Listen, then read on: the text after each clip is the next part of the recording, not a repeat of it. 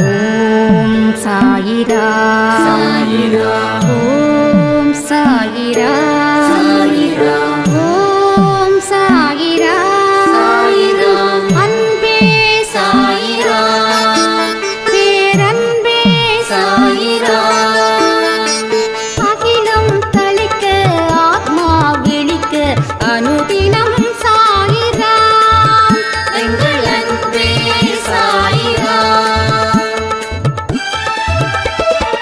ஒன்றே இறைவன் ஒன்றே பூமிக்கென்றும் சாயிரா சரணம் சாயிரா நன்றே செய்து வாழ்வோம் நாம் ஒன்றே செய்து வாழ்வோம் அன்பே சாயிரா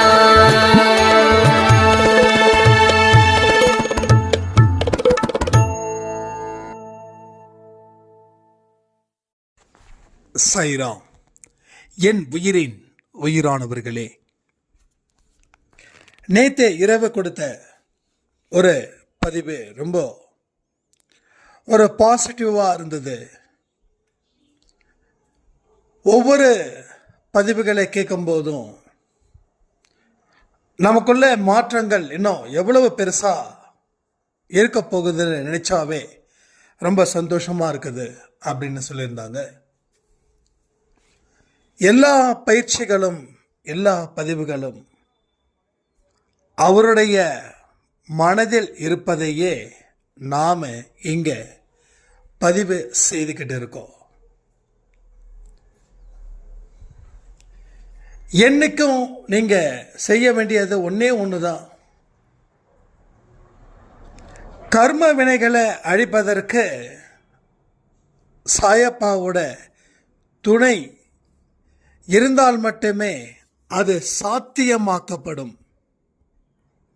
உங்கள் கர்ம வினை எவ்வளவு பெருசாக இருந்தாலும் சரி, அது உங்களால் தனிச்சு போராடுவது அப்படின்றது ஒரு பெரிய சேலஞ்ச்.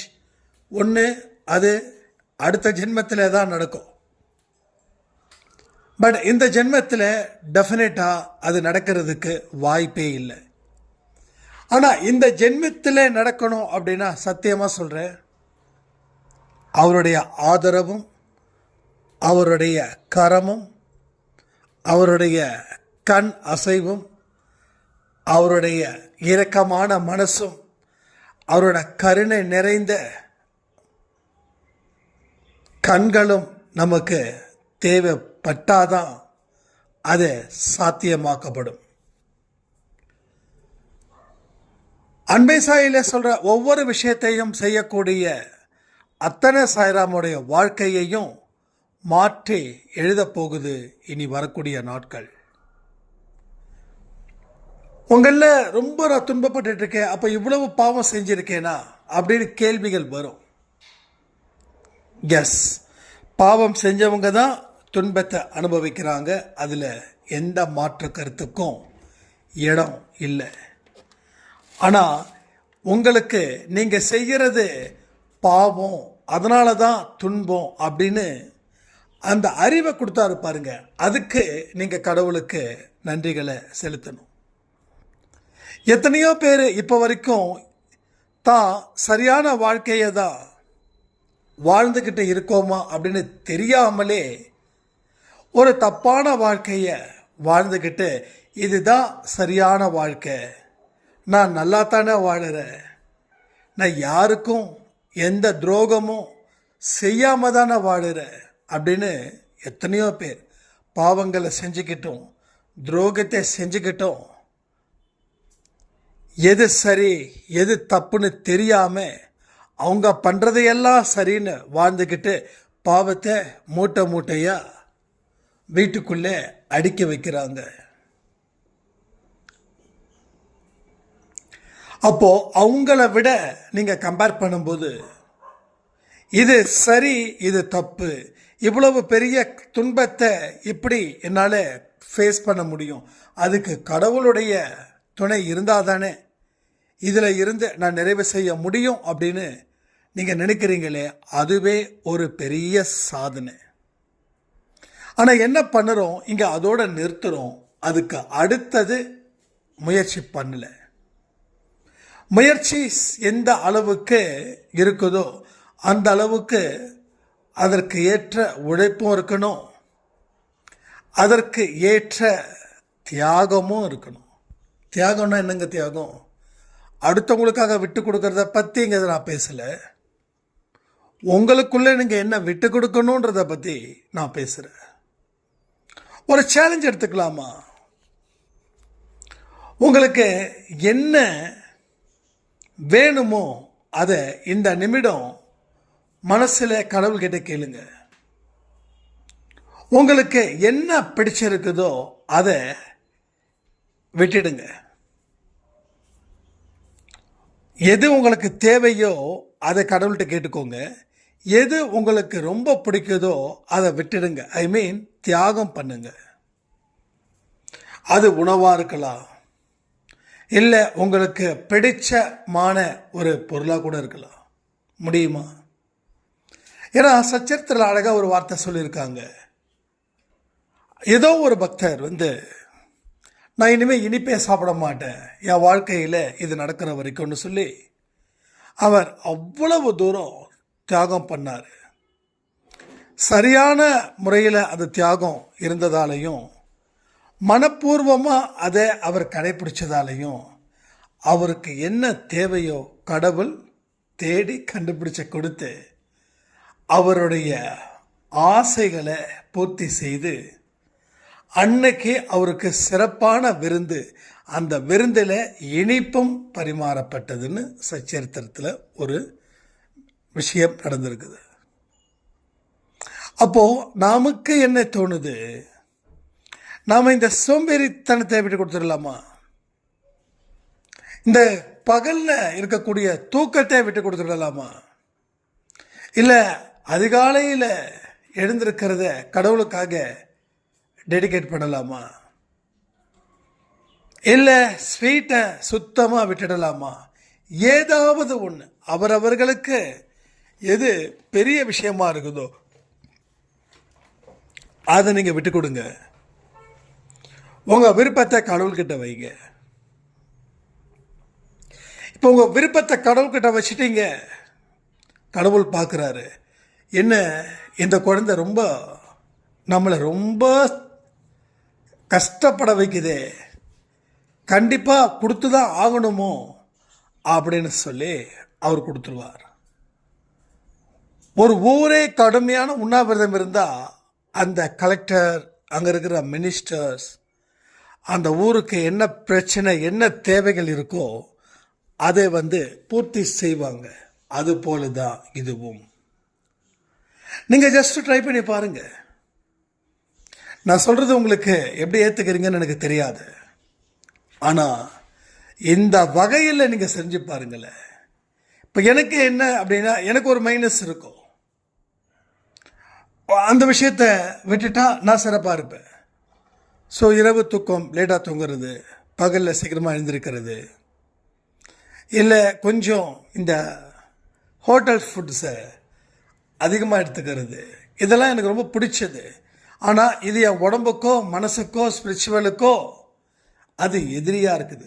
அப்போது இந்த மாதிரி விஷயத்தை நான் விட்டுட்டு எனக்கு தேவையானதை நான் கேட்கலான்னு இருக்கேன். உங்களுக்கும் சொல்கிறேன், நம்ம சோம்பேறித்தனத்தையோ இல்லை வேறு ஏதோ உணவுப் பொருள்களையோ ஏதாவது ஒன்று தியாகம் பண்ணுங்க. உங்களோட விருப்பம் என்னவோ அதை வைங்க. கண்டிப்பாக அது நிச்சயமாக தீரும். நம்பிக்கை உங்கள் வாழ்க்கையில் என்றைக்குமே ஒரு பெரிய பலம். 2 கை இல்லைனாலும் நம்பிக்கை அப்படின்றது ஒன்று இல்லைன்னா போச்சு வாழ்க்கை. அதனால் அந்த நம்பிக்கையோடு உங்கள் வாழ்க்கை பயணத்தை புதுசாக ஆரம்பமாகுங்க.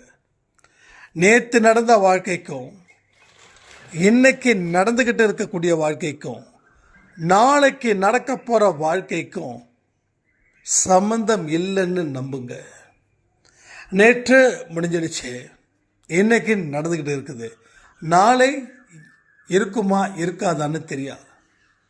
ஸோ இன்று மிக முக்கியம். அப்போது இன்றைய நாளை சிறப்பாக அந்த நம்பிக்கையோட விட்டு கொடுக்கறதாலையும் அண்டு வருங்காலத்தில் பெறக்கூடிய விஷயத்தை நினைச்சும் இந்த நாளை, இந்த நொடியை நீங்கள் கொண்டாடுங்கள்.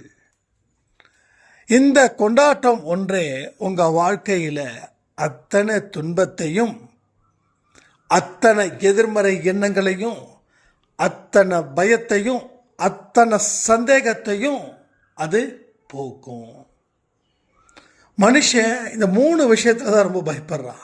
ஒன்று பயம், இன்னொன்று சந்தேகம், 3வது எதிர்மறை எண்ணங்கள். இந்த 3ல் தான் உங்கள் வாழ்க்கை அமைஞ்சிருக்குது. நிறைய பேருக்கு பயம், சந்தேகத்தை தாண்டி இதை எல்லாத்தையும் அள்ளி சாப்பிட்ற மாதிரி எதிர்மறை எண்ணங்கள். இப்போ இந்த நிமிஷத்தில் ஒரு சந்தோஷம் இருந்தாலும் அந்த சந்தோஷத்தை நாம் முழுமையாக அனுபவிக்கிறோமா அப்படின்றது தான் கேள்வி. நீங்கள் 100% முழுமையாக அனுபவிக்கிறீங்களா? நம்மால் ஒரு பொழுதுபோக்கு கூட 100% அதில் மனசை ஈடுபட வைக்க முடியல. ஏன்னா அவ்வளவு பெரிய துக்கம், பாதிப்பு நம்ம மனசுக்குள்ளேயே அது இருக்குது. இப்போ நேற்று நடந்த வாழ்க்கை, இன்று நடந்துக்கிட்டு இருக்கக்கூடிய வாழ்க்கை, நாளை நடக்க போகும் வாழ்க்கை, எதையும் சம்பந்தப்படுத்தாதீங்க. ஆனால் ஒரு விஷயத்தை புரிஞ்சுக்கோங்க, நேற்று நடந்த மிச்ச மீதி தான் இன்று நடக்குது. இன்று நடந்து கொண்டு இருப்பது தான் நாளைக்கும் நடக்கும். இதையும் மனசில் வைக்கணும், அதையும் மனசில் வைக்கணும். ஏன்னா நேற்று பண்ணது தான் இன்னைக்கு நம்ம அனுபவிச்சுட்டு இருக்கிறோம். அப்போ இன்னைக்கு செய்கிறத நாளைக்கு அனுபவிப்போம், நாளைக்கு செய்கிறத மறுநாள் அனுபவிப்போம். சரிதானே? இதில் உங்களுக்கு சந்தேகம் இல்லையே? ஸோ இந்த மாதிரி ஆங்கிளில் நம்ம அப்பப்போ திங்க் பண்ணி பார்க்கணும். மனுஷனுடைய வாழ்க்கைன்றது ஒரு பார்ட்டுங்க. அந்தந்த பார்ட்டை நீங்கள் கரெக்டாக அனலைஸ் பண்ணி அதற்கு தேவையானவைகளை கொடுத்து அதற்கு தேவையில்லாததை அழிச்சிட்டாவே எல்லாமே இங்கே சரியாக போயிடும். இல்லைன்னா உங்களுக்கு குழப்ப ரேகைகள் உங்கள் முகத்தில் தொடர்ந்து இருந்துக்கிட்டே இருக்கும். அதன் மூலமாக உங்களால் வாழ்க்கையில் நிம்மதியை இழக்க நேரிடும். இதை எல்லாத்தையும் புரியதான் வாழ்க்கை இன்னும் எவ்வளவு சுவாரஸ்யமான பக்கங்கள் இருக்குது அப்படின்றத நாம் தெரிஞ்சுக்க முடியும். உங்கள் மனசுக்குள்ளே ஒரு பெரிய அழுத்தத்தை நீங்கள் கொடுத்துக்கிட்டே இருக்கீங்க. ஏன்னா இந்த 3 விஷயத்தால் அதை இந்த 3த்தையும் அழிக்க முடியுமான்னு கேட்டால் நிச்சயமாக தியானத்தின் மூலமாக, பிரார்த்தனை மூலமாக, வழிபாட்டின் மூலமாக, நல்ல கதைகளை கேட்பதன் மூலமாக, எல்லா விஷயத்திலையும் இதை நாம் நிச்சயமாக தடுத்து நிறுத்த முடியும். உங்கள் உள்ளத்தில் இருக்கக்கூடியவைகள் பரிசுத்தமாக இருக்குதானோ அப்பப்போ செக் பண்ணிக்கணும். நாம் எதை நினச்சி அதிகம் பயப்படுறோம், எதன் மூலமாக இந்த மாதிரியான எண்ணங்கள் நம்ம முன் வந்து எழுது. கடவுள் இருக்கிறத நாம் நம்புகிறோம், கண்டிப்பாக கடவுள் இருக்கிறாருன்றத 100% நம்ம நம்புகிறோம். அதையும் மீறி என்னதான் நமக்கு தனிப்பட்ட முறையில் பிரச்சனைகள் இருக்குதுன்றதை நாம் தெரிஞ்சுக்க வேண்டாமா? ஸோ தெரிஞ்சுக்க தானே உங்கள் வாழ்க்கையில் எல்லாமே நல்லது நடக்கும். நம்ம என்ன பண்ணுறோம், ஒரு சில ப்ராப்ளத்தை பற்றி பேசுனாவே நமக்குள்ளே ஒரு பயம் வந்துடுது.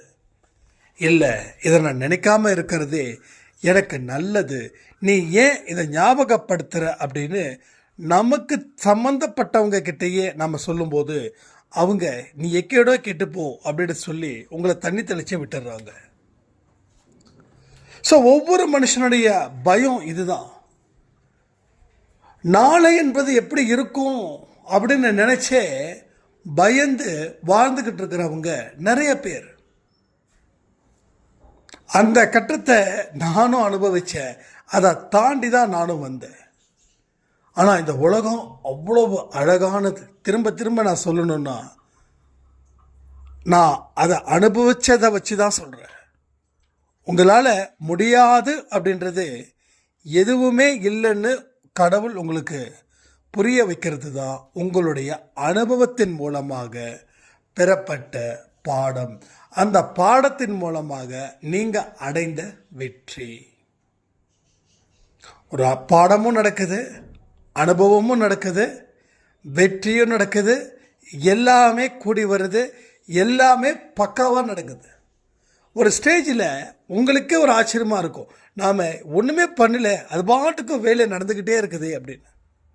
ஸோ அப்படிப்பட்ட வேலைகளில் நீங்கள் ரொம்ப பிஸியாகிடுவீங்க. நிறைய பேர் சொல்கிறாங்க, என்ன பண்ணுறதுன்னு தெரியல, காலையில் இருந்து இரவு வரைக்கும் அப்படின்னு. எதுவுமே செய்யாமல் இருக்கிறது தான் இங்கே எதிர்மறை எண்ணங்களுக்கு மிக முக்கிய காரணமாக வந்து அமையுது. நல்லா யோசிச்சு பாருங்களேன். நம்ம எதையுமே செய்ய மாட்டோம். அப்போ என்ன பண்ணுவோம்? யோசிப்போம், பயங்கரமாக யோசிப்போம், தீவிரமாக யோசிப்போம். அப்போது தீவிரமாக அதிகப்படியான யோசனை அதிகப்படியான பயத்தை கொடுக்கும்.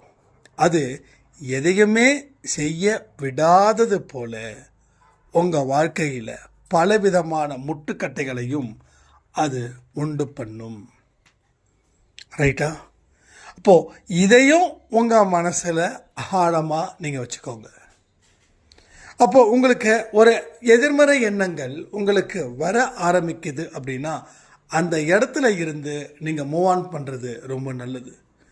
அந்த இடத்துல உங்களுடைய வேலைகளையோ இல்லை உங்களுக்கு என்ன தேவைகள் இருக்கோ அதை தேடி கண்டுபிடிக்கிறதுலையோ நீங்கள் செயல்கள் மூலமாக அதை வெளிப்படுத்தும் போது அந்த அதிகப்படியான யோசனைகள் உங்களை வந்து சூடாமல் உங்களை விட்டு விலகி செல்லும். உங்களை எதிரில் வர மாதிரி நினச்சிக்கோங்க. அது உங்களை அட்டாக் பண்ணாதான் உங்களுக்கு பிரச்சனை வரும். அதை அட்டாக் பண்ணாமல் போயிடுச்சுன்னா உங்களுக்கு எந்த பிரச்சனையுமே வராதுங்க. எல்லாமே எப்படி நடக்கும்? சுமூகமாக நடக்கும். எல்லாமே இங்கே நல்லபடியாகவே இருக்கும். எல்லா விதமான வாழ்க்கையையும் அது சரி பண்ணும். வாழ்க்கையில் வரக்கூடிய பிரச்சனைக்குள்ள கூட சிந்தித்து செயல்படுத்தும். அடிக்கடி பெரியவங்க சொல்லுவாங்கல்ல, சிந்தித்து செயல்படு. ஏன் சொல்கிறாங்க? சிந்திக்காமல் செயல்பட்டால் இருக்கிற பிரச்சனைகளும் ஜாஸ்தியாகும். அப்போ சிந்தித்து செயல்படும் போது நம்மளுடைய ஆபத்தை கூட நம்ம தவிர்க்க முடியும். நான் நிறைய விஷயங்கள் பார்த்துருக்கேங்க. நல்ல வேலை யோசித்ததால் நமக்கு பிரச்சனை இல்லாமல் இருந்துச்சு அப்படின்ற ஒரு பிரமிப்பை எனக்கு கொடுக்கும். சில விஷயங்கள் ஆபத்தில் இருந்து நம்ம தப்பிச்சிருக்கோம்னு நினைக்கும் போதே நமக்கு நிறைய காலங்கள் மிச்சப்படுத்தப்பட்டதுன்னு அர்த்தம். ஒரு விஷயத்தை நீங்கள் செய்கிறீங்க, அதன் மூலமாக பிரச்சனை வருது. அப்போது ஏன் பிரச்சனை வருதுன்னா அதை செய்யும் முறை தவறாக இருக்குது. அப்போது அந்த பிரச்சனைகளை சமாளிப்பதற்காகவே பிற நாட்கள் உங்களுக்கு தேவைப்படும். அப்போ காலம் என்ன ஆகுது? காலம் மோசமாகுதா? அப்போ வாழ்க்கையில் முன்னேற்ற பாதையை சிந்திக்கணுமா இல்லை பிரச்சனைகளை தீர்ப்பதற்கே ஓடிக்கிட்டு இருக்கணுமா? அதாவது உலகத்தில் 2 விதமான மனிதர்கள். ஒருத்தன் கடனை அடைக்கிறதுக்குன்னே வேலை செய்வான், இன்னொருத்தன் வளர்ச்சி அடைவதற்காகவே வேலை செய்வான். இப்போது எவன் முகத்தில் களைப்பு இருக்கும், எவன் முகத்தில் வெற்றி புன்னகை இருக்கும்? கமெண்ட் பண்ணுங்க. எனக்கு 80% கடன் இருக்கு, நான் வேலைக்கு போகணும். கடன் இருக்குது, நான் அதை செய்யணும். கடன் இருக்குது, நான் இதை செய்யணும். இதில் தான் ஜாஸ்தி ஓடுறாங்க. அப்போது வேலை செய்ய இவங்களுக்கு பிடிக்காம போயிடும். என்ன தான் வேலை செஞ்சாலும் வேலை செய்கிறதுக்கு அந்த பிளேஸ்லேயே சரியான டைமில் கடைக்காரன் வருவான், இருக்கிறத வாங்கிட்டு போயிடுவான். அதை வீட்டுக்கு கூட எடுத்துகிட்டு வந்து தன்னோட பொண்டாட்டிக்கிட்டையும் பிள்ளைங்கக்கிட்டையும் கொடுக்கவே முடியாது. அப்போது எதனால் இந்த சூழ்நிலை வந்தது? ஏன் இந்த கடன் வந்துச்சுன்னா நீ சிந்திச்சு செயல்படவே இல்லை. நீ இஷ்டத்துக்கு விளையாட்டாக நினச்ச வாழ்க்கையை நாளைக்கு எல்லாத்தையும் உன்னால் சரி பண்ண முடியும்னு ஒரு குருட்டு நம்பிக்கையில் இன்னைக்கு நீ கொஞ்சம் ஃப்ரீயாக விட்டதால வந்த பிரச்சனை. இதை சரியான நேரத்தில் சரியான முறையில் நீ ஹேண்டில் பண்ணியிருந்தால் உன் வாழ்க்கையில் நீ நல்ல இடத்துல நீ நிற்ப. உனக்கு 100% வெற்றி வந்து சேரும். ஆனால் நீ தவற விட்ட. உனக்கு கொடுத்த வாய்ப்பை நீ சரியாக பயன்படுத்திக்கல.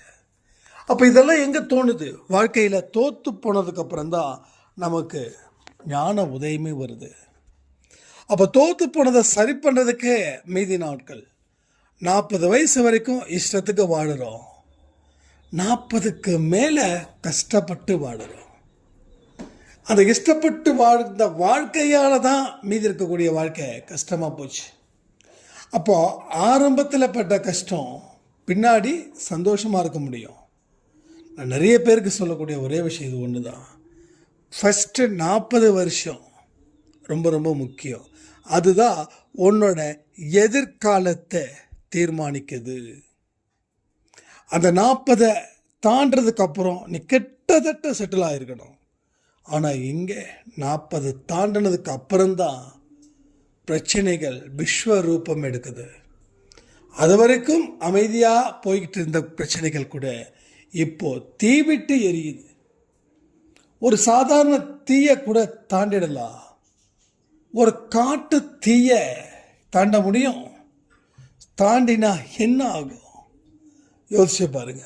காட்டு தீக்கு ஒன்றும் ஆகாது, தாண்டவனுக்குத்தான் ஏதாவது ஆகும். அதனால இப்போ உங்களுக்கு வயசாயிடுச்சு, நான் என்ன பண்ணுறது, அது இது அதெல்லாம் விட்டுடுங்க, அதெல்லாம் முடிஞ்சிருச்சு. பட் இதை மனசில் வச்சுக்கோட்டு நீங்கள் பயப்பட வேண்டாம். கஷ்டங்கள் இருக்குது கண்டிப்பாக, இங்கே இல்லைன்னு சொல்லலை. ஆனால் கொஞ்சம் முயற்சி செய்தோம் அப்படின்னா அந்த கஷ்டத்தை தாண்டிடலாம். கஷ்டத்தை தாண்டினதுக்கப்புறம் நமக்கு வரக்கூடிய வாழ்க்கை இருக்கே, அது பெரிய அதிசயம் மிகுந்த ஒரு வாழ்க்கையாகவே மாறிடும். இங்கே நிறைய பேரை அன்பை சாயில நான் உதாரணம் சொல்ல முடியும். அத்தனை பேருக்கும் கடவுளுடைய ஆசீர்வாதங்கள் இங்கே அள்ளி அள்ளி குவித்து கொண்டு இருக்கிறார். ஆனால் நிறைய பேர் என்ன ஆயிடுச்சு, ஒரு ஸ்டேஜுக்கு மேலே போனதுக்கப்புறம் தனக்கு கர்மா ஒன்றும் பண்ணாதுன்னு சொல்லி கொஞ்சம் அலட்சியமாக வாழ்ந்துக்கிட்டு இருக்கிறது போல எனக்கு தோணுது. ஒன்றே ஒன்று சொல்கிறேன், கர்மா முழுமையாக விலகவில்லை.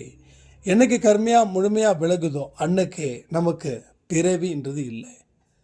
அப்போ பிறவி இருக்குது அப்படின்னா கர்மாவும் இருக்குதுன்னு அர்த்தம். அப்போது பிறவியோட பயனை தீர்க்கிற வரைக்கும் நம்ம கர்மா இருக்கும். அந்த கர்மாவை மெல்ல மெல்ல தான் அழிக்க முடியும். இப்போ இவ்வளவு நாள் நீங்கள் ஒர்க் பண்ணீங்க, அதுக்கு உண்டான சம்பளம் இருக்குது, கொஞ்சம் சேர்த்து வச்சோம் பேங்க்கில் இருக்குது. இப்போ வேலை செய்யலை, 1 மாதம் ஓகே, 2 மாதம் ஓகே, 3 மாதம் ஓகே, 4 மாதம் ஓகே, 5 மாதம் ஓகே, 6வது மாதத்தில் இருந்து கொஞ்சம் நெருடலாக இருக்குது. என்னென்னா கொஞ்சம் கொஞ்சமாக நம்மளுடைய கையில் இருக்கக்கூடிய காசு கரையுது. அப்போ அது 5 மாதத்தில் கரைஞ்ச காசு அடுத்த 5 மாதத்தில் கரைஞ்சிடுச்சுன்னா நம்ம கையில் என்ன இருக்குமோ அதே தான் கர்மாவும். ஸோ கர்மா என்றைக்குமே இருந்துக்கிட்டே இருக்கும். அதை அழிக்கணும்னா என்றைக்கும் நாம் ஆன்மீக ரீதியான உழைப்பு தேவைப்பட்டுக்கிட்டே இருக்குது. நல்லதை செய்யணும், நல்லதை சொல்லணும், நிறைய தியாகம் பண்ணணும், நிறைய ஏழைங்களுக்கு உதவி செய்யணும். ஏழைகளுக்கு உதவி செய்தால் மட்டும் போதுமா? அதை தாண்டின விஷயங்களும் இங்கே ஏகப்பட்டது இருக்குதே. அது எல்லாவற்றையும் உள்வாங்குங்க. வாழ்க்கையில் நீ உங்களுக்கு தேடாத சந்தோஷமும் கிடைக்காத பொக்கிஷமும் நிச்சயமாக கிடைத்தே தீரும். ஸோ கவலை வேண்டாம், கண்ணீர் வேண்டாம். ஒவ்வொரு நாளையும் நாம் சந்தோஷமாக சீரும் சிறப்புமாக நாம் நினைத்து வாடுவோம். அதே போல் தினமும் ஆரத்தை, சச்சரித்திரம், மெடிடேஷன்ஸ் இது எல்லாமே செய்ய சொல்லிட்டு தான் இருக்கோம். எத்தனை பேர் செய்கிறீங்கன்னு அப்படின்னு தெரியல. யாரெல்லாம் ஆரத்தி எடுக்கிறாங்களோ அவங்களும் கமெண்ட் பண்ணுங்கள். யாரெல்லாம் சச்சரித்திரத்தில் இது நான் படித்தேன் அப்படின்றவங்களும் கமெண்ட் பண்ணுங்கள். எல்லாருமே நைட்டு பதிவில் கமெண்ட் பண்ணுங்கள். இது ஒரு அட்டண்டன்ஸ் மாதிரி, ஓகேவா? அப்போ தான் இங்கே எத்தனை பேருக்கு எவ்வளவு பெரிய மிராக்கிள் எதனால் நடந்தது அப்படின்றதையும் நான் மற்றவங்களுக்கும் சொல்லி புரிய வைக்க முடியும். மற்றவங்க கமெண்ட் செக்ஷனை பார்த்தும் புரிஞ்சுக்க முடியும். ஸோ அன்பை சாயில் வந்ததுக்கப்புறம் உங்கள் வாழ்க்கை எப்படி இருக்குதுன்றதையும் நீங்கள் கமெண்ட் பண்ணலாம். எதுவாக இருந்தாலும் சரி, உங்கள் வாழ்க்கையில் ஒரு மிகப்பெரிய ஒரு வெற்றி பெறுவதற்கு உண்டான ஒரு இடத்தை அவர் உருவாக்கிக்கிட்டே இருக்கார். அதில் எந்த சந்தேகமும் இல்லை. கடமையை செய்வோம், பலனை எதிர்பார்க்காமல். இன்றைக்கி 12 மணிக்கு கொடுத்த பதிவில் எத்தனை பேர் கேட்டீங்கன்னு தெரியல.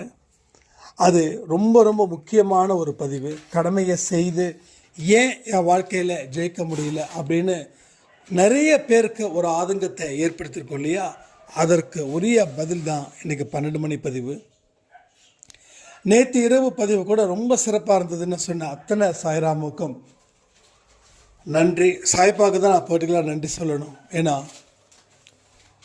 ஒவ்வொரு விஷயத்தையும் அழகாக அற்புதமாக உங்கள் மனசில் கொண்டு போய் சேர்க்க வைக்கிறாரு.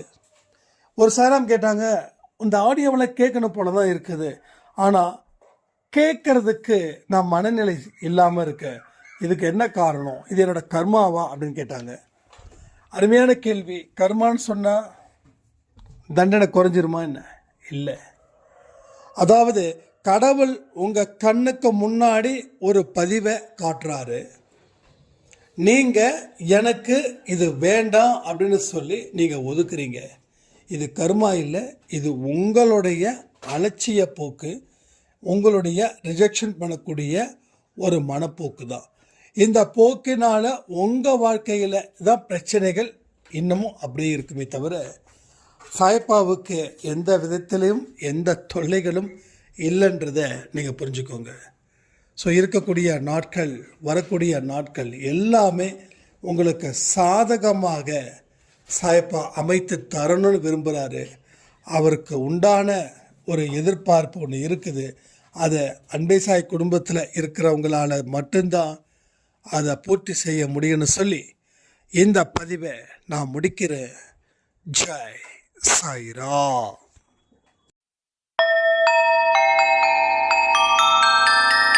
ஓம் சாயிரா. சாயிரா. ஓம் சாயிரா.